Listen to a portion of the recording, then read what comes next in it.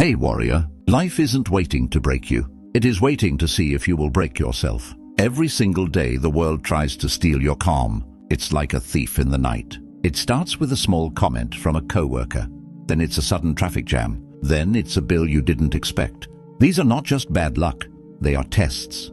The universe is asking you a simple question. Will you let these things win, or will you stand unshaken? Most people live as if their emotions belong to everyone else. They hand over their peace to the first person who annoys them. They let their mood swing like a door in the wind, wide open for anyone to walk in and mess with the furniture. But Stoicism teaches the opposite. Your mind is your fortress. Your calm is your property. No one, no matter how loud, how rude, or how wrong they are, should have the power to storm in and take it. The Roman Emperor Marcus Aurelius once wrote, "You have power over your mind, not outside events. Realize this, and you will find strength." This is not just a quote for a social media post. It is a survival skill. When you protect your calm, you aren't becoming cold or emotionless. You are becoming unshakable. If you let every reckless driver, every faceless critic, and every minor inconvenience control your heart, you are living as a puppet. You are handing the remote control of your life to people who don't even care about you. Today, we are cutting those strings once and for all. We are about to deep dive into 12 ancient principles that will help you build a mind of iron, a fortress that no external storm can penetrate. But I need to be honest with you. Stoicism isn't a buffet where you can just pick and choose the easy parts. Each of these 12 rules builds upon the last, forming a complete shield for your psyche. Make sure you watch this video until the very final second. Most people fail because they stop halfway. They learn how to start the fire, but they don't learn how to keep it burning. Rule number 12 is the master key. It is the one principle that locks all the others into place. If you skip even one part of this journey, you leave a crack in your armor. Stay with me until the end, and I promise you will walk away with a level of power that the world can never take back. If you are truly ready to stop reacting like a victim and start leading like a sovereign, hit that subscribe button right now. By doing that, you aren't just supporting a channel, you are making a formal declaration to yourself that your peace is no longer for sale. To anchor this energy and signal your commitment to the full transformation, type "I am unshakable" in the comments below. Let the world know you are here to stay. Let's begin with the first layer of your new foundation. Principle 1. Own the gap between event and reaction. Between what happens to you and how you respond, there is a tiny space. That space is where your freedom lives. Most people jump across that space instantly. Someone insults them and they get angry. It's a reflex. They are like a light switch. Someone flips it and the light goes on. A Stoic doesn't work that way. A Stoic expands that gap. When something happens, they pause. They look at the event and they say, "I see you, but you don't own me yet." Viktor Frankl, who survived the darkest places a human can go, realized that this gap is the only thing the world cannot take from you. Imagine someone cuts you off in traffic. Your heart starts to race. You want to yell. That is the event, but before you yell, you pause. You breathe. You realize that yelling won't clear the road. It will only ruin your morning. By owning that gap, you stay in control. You choose peace over poison. The iron-clad mandate. For the next 24 hours, practice the 5-second rule. Before you reply to a rude text or react to a mistake, count to 5. In those 5 seconds, remind yourself that you are the master of your response. Principle 2. Focus only on what you control. Epictetus, who was born into slavery, taught that the most important task in life is to divide things into 2 categories: things we can control and things we cannot. You cannot control the weather. You cannot control the economy. You cannot control what your boss thinks of you. You cannot control the past. When you spend your energy worrying about these things, you are wasting your life. It's like trying to move a brick wall by screaming at it. You only end up exhausted and angry. What can you control? Your thoughts, your intentions, your efforts, your words. That is it. That is your small circle of power. When you stop trying to control the world and start controlling your own mind, your anxiety begins to vanish. You stop being a victim of fate and start being a partner with it. The iron-clad mandate. Draw 2 circles on a piece of paper. In the small inner circle, write down everything you can control right now. In the outer circle, write down what you can't. Every time you feel stressed today, Ask, which circle is this in?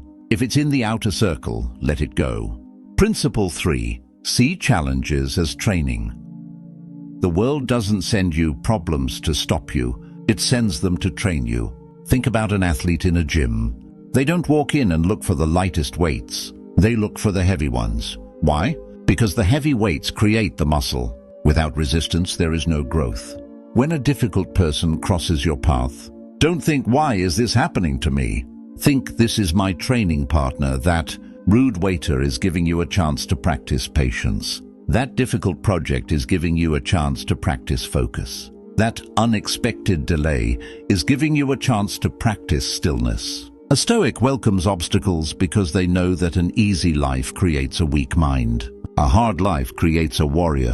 When you change your perspective from victim to student, you never lose your calm because you are too busy getting better.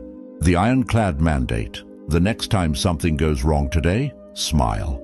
Literally smile. Say out loud, good, more training. Notice how that simple shift in words changes how you feel in your body. Principle 4. The power of voluntary discomfort. Seneca, one of the richest men in Rome, would often spend days living like a beggar. He would eat simple food, wear rough clothes, and sleep on the floor. He did this so that he would never be afraid of losing his wealth. He realized that our fear of what might happen is often worse than the thing itself. We lose our calm because we are afraid of being uncomfortable. We are afraid of being cold, or hungry, or broke, or alone. But when you choose to be uncomfortable on your own terms, you take the power away from fear. You prove to yourself that you can handle it. If you can take a cold shower and stay calm, you can handle a cold comment from a stranger. If you can fast for a day and stay focused, you can handle a busy day at work. You are building a baseline of toughness that the world cannot easily shake. The iron-clad mandate: do one thing today that makes you uncomfortable. Take a cold shower, sleep without a pillow, walk instead of drive. Prove to your mind that you are the boss, not your comfort. Principle 5. Practice negative visualization. This sounds dark, but it is actually the secret to gratitude. The Stoics called it premeditatio malorum, the premeditation of evils. They would sit and imagine that everything they loved was gone. They would imagine losing their jobs, their health, or their loved ones. Why?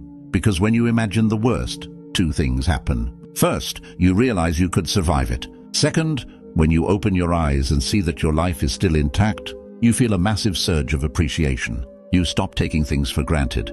Most people lose their calm because they are shocked when things go wrong. A Stoic is never shocked. They have already seen it in their mind. They are ready. They don't hope for the best. They prepare for the worst so they can enjoy the best without fear. The iron-clad mandate. Tonight before you go to sleep, spend 2 minutes imagining what your life would be like if you lost your most prized possession. Then feel the relief of knowing you still have it. Use that relief to fuel your calm tomorrow. Principle 6. Speak less, listen more.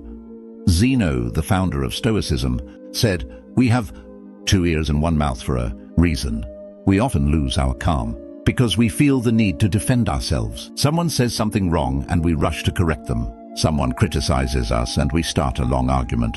We waste our energy trying to win verbal battles that don't matter. When you speak, you are giving your energy away. When you listen, you are gathering information and maintaining your center. A quiet person is often a powerful person. They don't need to prove anything to anyone. They know who they are. By speaking less, you give yourself more time to process your emotions. You stop saying things you will regret later. You become the observer of the situation rather than a casualty of it. The iron-clad mandate. In your next conversation, try to be the last person to speak. Listen until the other person is completely finished. Don't plan your response while they are talking. Just listen. See how much calmer you feel when you aren't fighting for the floor. Principle 7. Remember your mortality. Memento mori. Remember that you must die. This is the ultimate perspective shifter. Most of the things we stress about are tiny. We lose our peace over a broken dish, a mean comment, or a small mistake at work. But in the grand scheme of time, these things are nothing. In 100 years, no one will remember your mistakes. No one will care about the traffic jam you were in today. When you keep death in your mind, you stop sweating the small stuff. You realize that your time is your most valuable asset, and it is shrinking every second. Why would you give your limited, precious time to anger? Why would you spend your final moments being upset about something that won't matter in a week? The iron-clad mandate. When you feel a crisis coming on today, ask yourself, will this matter on my deathbed? If the answer is no, then it doesn't deserve your peace. Drop a comment. My time is precious to commit to this mindset. Principle 8. Stop seeking approval. Marcus Aurelius asked, "It never ceases to amaze me. We all love ourselves more than other people, but care more about their opinion than our own. If your calm depends on people liking you, you will never be calm. People are fickle. They are moody. They change their minds. If you build your house on the foundation of other people's opinions, the house will fall every time the wind blows. A Stoic seeks internal approval. Did I act with character? Did I do my best? Was I kind? If the answer is yes, then what others say doesn't matter. You cannot control their minds, so why worry about what is inside them? Their opinion of you is their problem, not yours. The iron-clad mandate. Do one small thing today that might be judged by others, but makes you happy. Wear that shirt you like. Walk with a different stride. Notice the urge to explain yourself, and then don't be okay with being misunderstood. Principle 9. View the world from above. The Stoics practiced the view from above.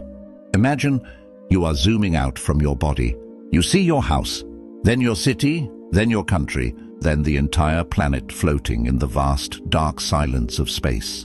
From that height, your problems look like tiny specks of dust. The argument you had this morning is invisible. The bill you are worried about is microscopic.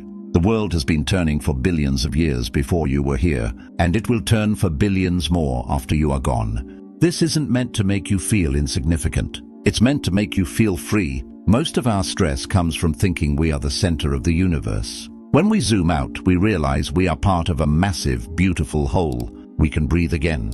The iron-clad mandate. Look at the stars tonight. Spend 5 minutes just staring at the sky. Remind yourself how big the universe is and how small your current problem is. Let the vastness wash away your tension. Principle 10. Don't add to the first impression. The Stoics were the masters of psychological clarity. They realized a truth that most people ignore. We are not harmed by events, but by our judgment of those events. Every time you experience a tragedy, there are actually two things happening. There is the event itself, and there is the story you tell yourself about that event. If it rains on the day of your outdoor wedding, that is a physical fact. Water is falling from the sky. That is the first impression. But the moment you say, "It's raining and my special day is ruined," you have added a judgment. The rain didn't ruin your day. Your story about the rain ruined your day. The rain is neutral. Your mind is what made it bad. When someone is rude to you in a meeting, the first impression is simply, this person uttered a series of sounds that were unkind. That is the objective truth. But then, we almost instinctively add a second layer. They don't respect me. They think I'm weak. Everyone is looking at me. I need to strike back to save face. This second part is where the pain lives. This is where you lose your calm and hand over your power. You aren't reacting to the person. You are reacting to the drama you just invented in your own head. A Stoic practices objective representation. You must learn to strip away the adjectives. If a car breaks down, the car is non-functional. Don't add, "and this always happens to me." If the money is gone, the balance is zero. Don't add, "and I am a failure."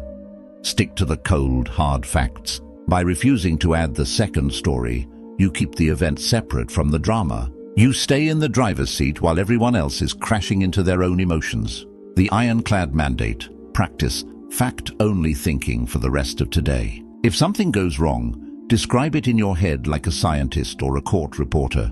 The coffee spilled on the rug, period. Do not add, "I'm so clumsy," or "this rug is ruined." Just, the coffee spilled. Watch how quickly the sting vanishes when you stop feeding the fire with your own judgments. Principle 11. Live according to nature. Living according to nature is one of the most misunderstood concepts in Stoicism. It doesn't mean moving to the woods. It means accepting the reality of how the world actually works, rather than how you wish it worked. Nature includes change. Nature includes decay. And most importantly, nature includes people who act like animals. If you go through life expecting everyone to be honest, kind and rational at all times, you are living against nature. You are essentially getting mad at a dog for barking or the sun for being hot. You are setting yourself up for a lifetime of constant disappointment and lost calm. Marcus Aurelius, despite being the most powerful man on earth, started his day with a reality check. He told himself every morning, "The people I deal with today will be meddling, ungrateful, arrogant, dishonest, jealous, and surly." He didn't say this because he was a cynic. He said it so that he would never be surprised. When you expect the world to be messy, you don't lose your composure when the mess arrives. You simply nod and say, "Ah, here is the arrogance I expected. Here is the dishonesty I prepared for." When you align yourself with the nature of reality, you stop fighting the river. You accept that seasons change, that people age, and that sometimes things break. By lowering your false expectations, you raise your internal peace. You become the only person in the room who stays calm because you are the only one who truly understands the world they are living in. The iron-clad mandate. Before you leave the house tomorrow, perform a visualized resistance drill. Think of one specific person who usually annoys you or one thing that usually goes wrong.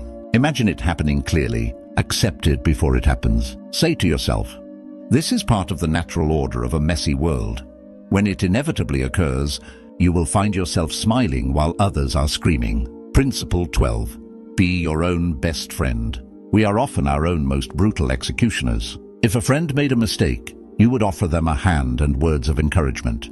But when you make a mistake, you likely call yourself names that you would never utter to another human being. You replay your failures like a horror movie on a loop. This internal civil war is the single greatest thief of human calm. The Stoics taught that your mind is a garden and you are the gatekeeper.